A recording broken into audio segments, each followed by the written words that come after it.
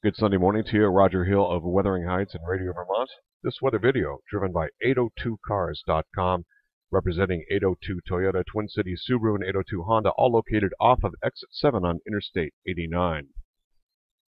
Big ridge of higher pressure in the nation's midsection. A lot of fog this morning. These decals here showing that. And a little bit of precipitation scooting across portions of northern Quebec, just north of the Canadian border.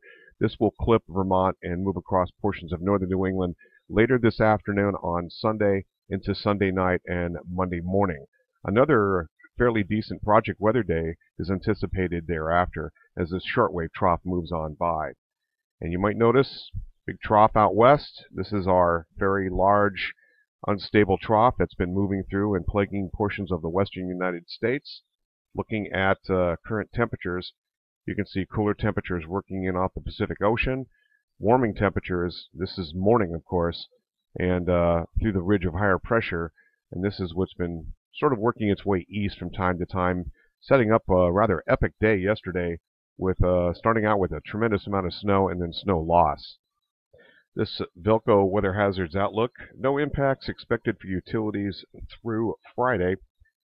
Unsettled weather will arrive Sunday afternoon and Sunday night before distinct higher pressure then brings a decent Monday into Tuesday. The main weather parameter of interest will be basically temperature, and starting out with sugaring conditions over the weekend and then a sharp cool down as a colder shot of modified Arctic air arrives early this week. Unsettled weather with a transition from wet snow showers, generally light, to rain showers for the middle part of the week, mostly Tuesday night into Wednesday morning. To end on a high note, Friday looks like it'll be a pretty decent day with good project weather, potential gradient winds right after that, though. That could happen next weekend. It looks like mainly late into the day on Saturday into Saturday night. At this time, low confidence. You're seeing a whole pan out here of weather systems, of very active weather systems moving through California. And a lot of high latitude blocking is continuing this to really pound portions of the western United States.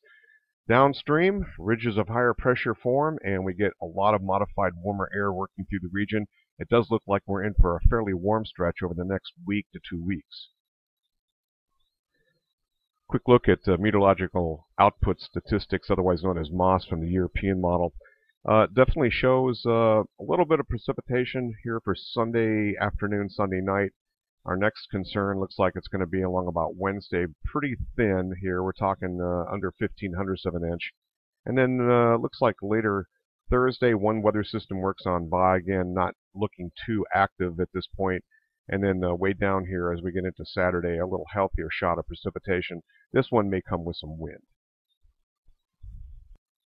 Looking at the GFS ensemble centered on Burlington, you can see cold enough for a little bit of snow and then generally rain showers. And this is why we're looking at generally benign weather here. Notice not a lot in the way of precipitation really over a period here.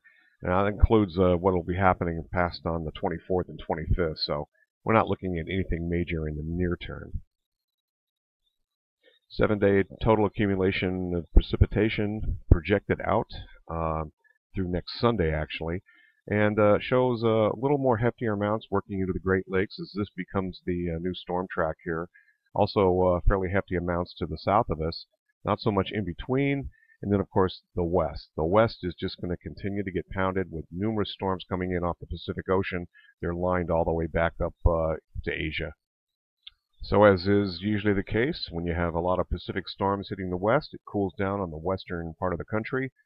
Some of that penetrates inland sometimes, and colder air coming in out of the Gulf of Alaska, for instance, is making a run inland. But look at the temperatures above normal in the eastern half of the U.S., or eastern really 2/3, 24 degrees above normal. These are 5-day temperatures maximums, and compared to seasonal norms, well above normal. What about 3 days later? Well, looks like they do cool down here, but everything shifts a little further to the east, and hence that's why overall balanced. We're looking at despite a cool down for the early part of next week with some Arctic chill, especially Tuesday morning, where temperatures could even go below zero. We're still looking at weighted temperatures, amazing, 9 to 12 degrees above normal. And going back to the Jeffs here, centered on Burlington, You can see here is that cool down with that Arctic chill, and then temperatures above normal, above 32 degrees, and it'll consistently bring probably some sap runs from time to time. Roger Hill, Wuthering Heights.